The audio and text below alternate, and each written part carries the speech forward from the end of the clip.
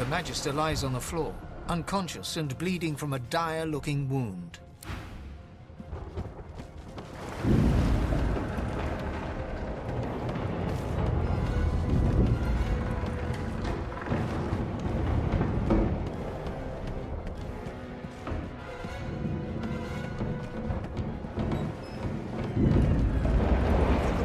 Get yourself up the ladder. There's a... Wait! Find Woken!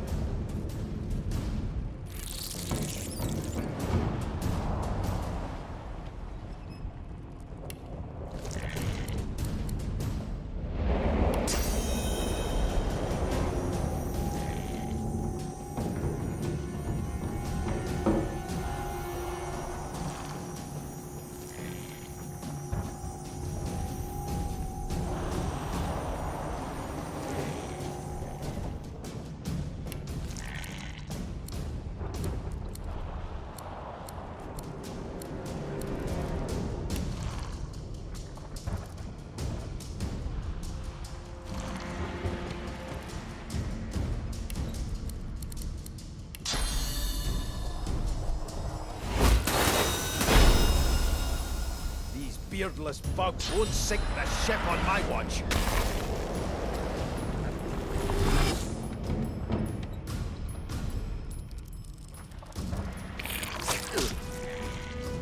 I thought Voidwoken was supposed to be scary.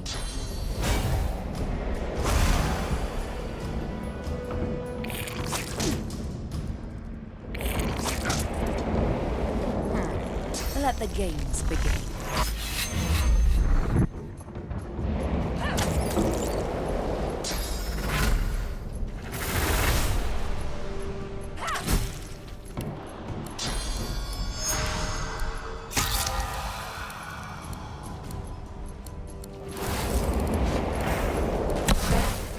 About to triumph.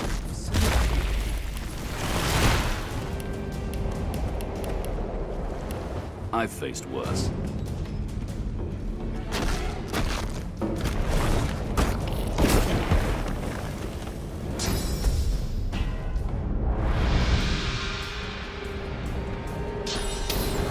I'll yield to none.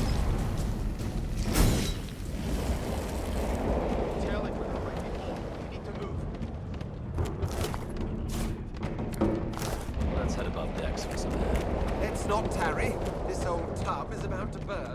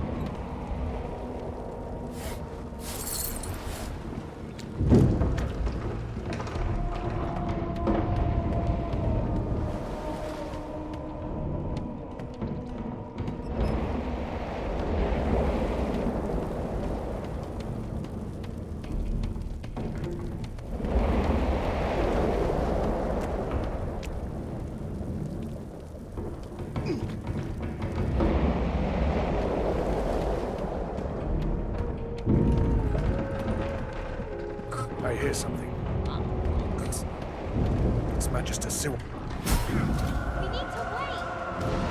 Gods! That thing! There's no time.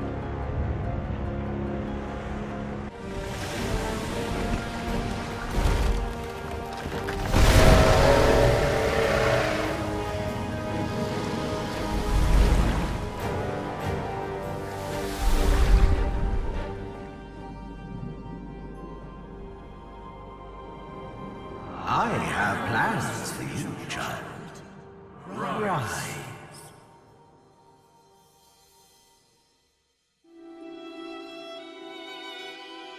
Honorable Dallas, we lost a ship sailing sorcerer prisoners to Fort Joy.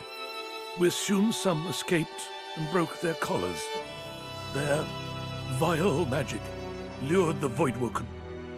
All who were aboard are presumed dead. Yours faithfully into eternity, High Judge Oriven.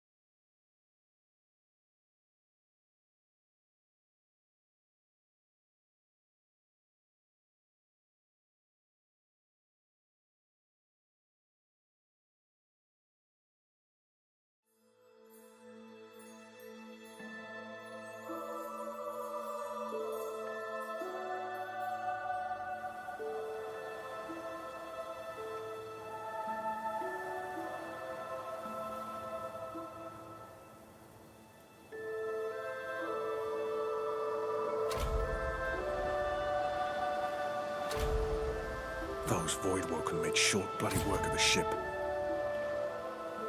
Am I the lone survivor? It seems someone, something, wanted me alive.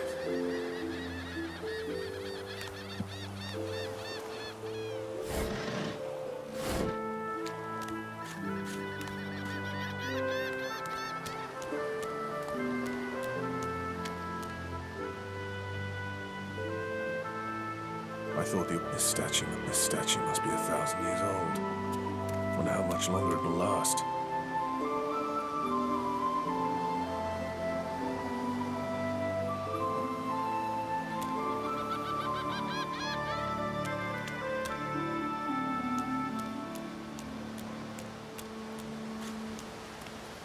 The child has a small mirror in his hands. He holds it up at angles, inspecting his eyes, his chin, the crown of his head. He spots you, and his arms snap to his sides. I'm not supposed to talk to strangers. Why?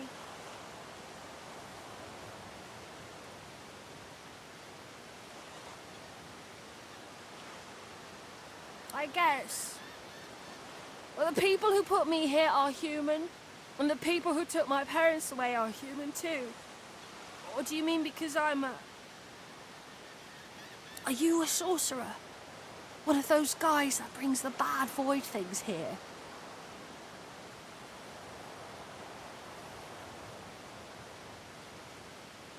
The child looks at you straight on, unafraid, searching your face. He lifts his mirror to his nose, closes one eye, and looks at himself again. I don't see any source on you or me. I guess they're wrong or crazy. Maybe you're right. At least they don't mind where anyone goes. They know we can't leave the island, and it's a lot nicer out here than outside. They're gone now. The Magisters took them already. I guess now they're cured. And maybe they're waiting for me back at home.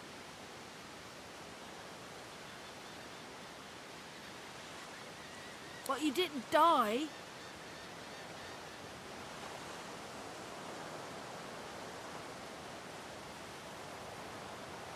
There isn't anywhere safer. That's what I mean. You'll see.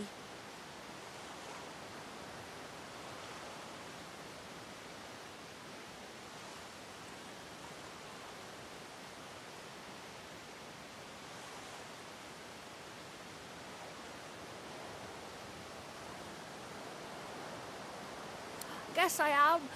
But it's just normal to be scared. Nowhere isn't scary.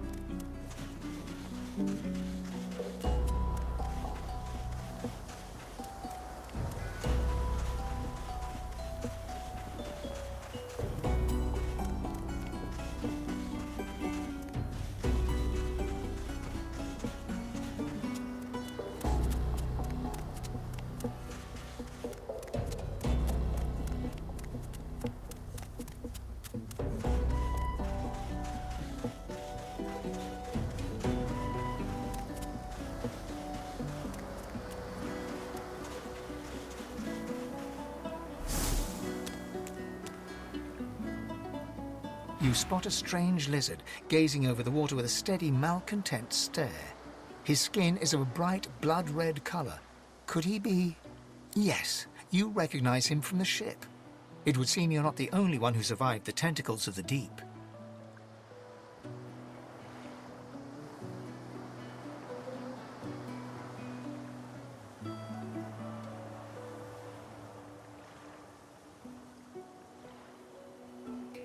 The lizard turns about with the graceful ease of a dancer, or a duelist. You lock eyes with his, two smouldering embers that sizzle your very soul. I did survive, yes. And chances are I wouldn't have, had you not returned to the aid of your fellow passengers down in that dreadful hole. You have my gratitude.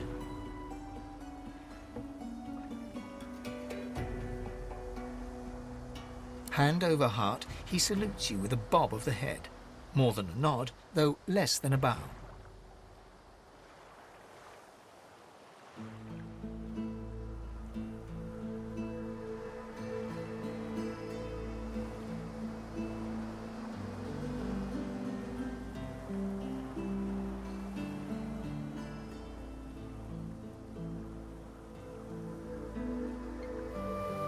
Yes, I'm sure you've all the makings of a hero and all that, but let's not get carried away, shall we? Nevertheless, one good turn does deserve another, so as far as the whole slave business is concerned, let's just forget about it. You may as well have your freedom. Now then, if there's nothing further... I'm sure I don't mean to sound condescending, but I had thought it quite self-evident I was gazing out over the waves. He sighs dramatically. Tell me, what do you see when you cast your glance over this ocean?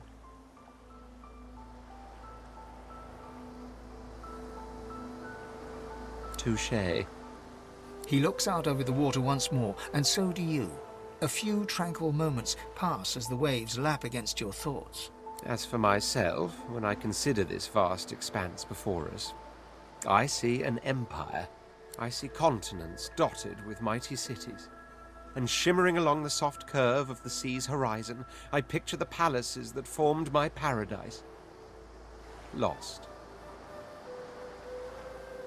What do you mean, what do I mean? I mean just what I say. I had a very actual empire that I lost. Suddenly, having all the air of being deeply offended, he stares at you with utter incredulity. Well, don't just stand there gawking like an ape at an abacus. Or do you really mean to tell me you don't know who I am?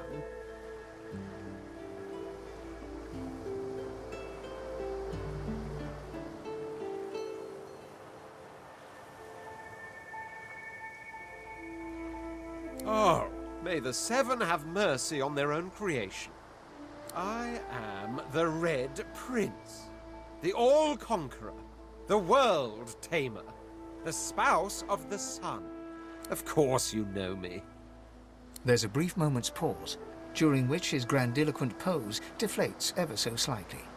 That said, I suppose I must own up to the fact that I find myself rather in between all-conquering and world-taming opportunities at the moment. The grandeur that is my fate has hit a bit of a snag. But never you worry. For the throne I was destined, and my throne I shall have. Truly. A kind offer indeed.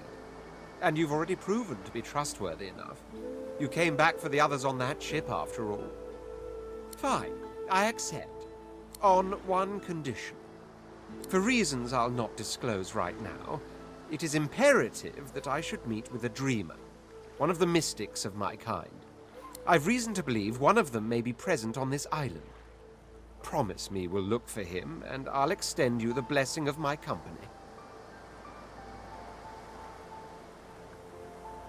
Jolly good. So, now that that's settled, first things first. Even if you are as versed in the art of eloquence as I am, that our swords will be doing a lot of the talking from here on out goes without saying. As a born fighter, I prefer the perfection of the blade myself. But I'm well acquainted with the secrets of magic, and yes, even subterfuge. What say you?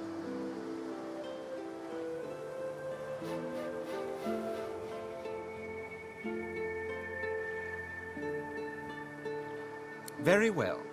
Onwards, then, to victory or death. The Red Prince nods and gives you a smile that wavers ever so delicately between courtesy and contempt. Now, as you're aware, you'll be traveling with a prince. Proper forms of address include Your Majesty, Your Royal Highness, or if you're feeling particularly frivolous, Milord. As your luck would have it, I seem to be fresh out of luggage, so you won't be required to carry my belongings. Of course, there are other forms of protocol to bear in mind, but I'll see to it you'll pick up the rest as we go. So, without